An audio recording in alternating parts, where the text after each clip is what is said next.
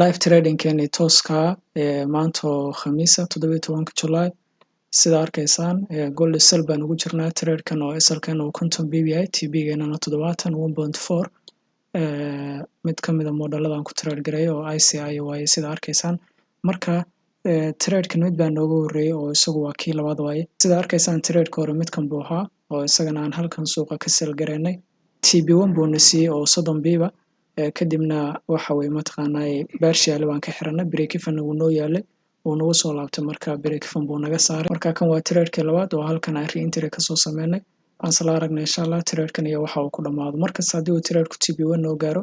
waxa waaye yani inaan wangaranay bay ka dhigantaa sababtoo ah faa'iidadana qayb baan ka xiranaa suuqana SL-kana break even baan keensanaa marka wax mushkilada ma laha muhiim waxa ay inuu dharudhanka naga soo saaro oo uu faa'iido noo bilaabo insha Allah let's go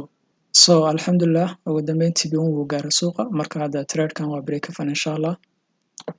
cabsi kalena kama qabno because of already 30 bib trade koran ka helnay imkana kan baa 30 bib ka helnay marka 60 bib baa saa ku haysanaa targetkeena dheeriga waa joognaa so total xitaa iska close gareyn karnaa oo faa'iidada geeyaan baa xiran karnaa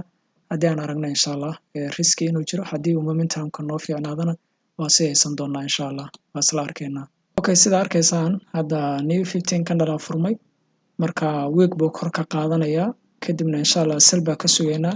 so mar kale sida arkaysaan suuqaada wuxuu noo wadaa ku dhawaad 40 biib camal candle-kan hadda waxaa ka dhiman 1 minute marka haddii uu gudaha ku xirmo that means waxa way risk baa jiro trade-ka halkaas uga baxayna gabi ahaanbo laakiin haddii momentum kan fiican hadda uu ku socdo oo body close ku xirmo still waa heynayna insha Allah next candle waxa ka sugaynaa inuu isagana retest qaato kadibna uu TB2 gana gaarsiiyo daaso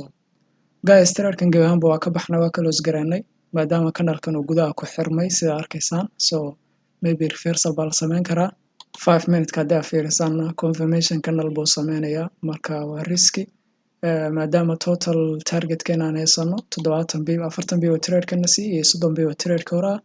maalinkeena saas ay dhan ku tahay alxamdulillah nabadgelyo so ma arkaysiin halkii aan uga baxnay uu suuqa reversal ka sameeyay all the way ilaa SL-keeni uu gaaray marka alxamdulillah inta idin sheegay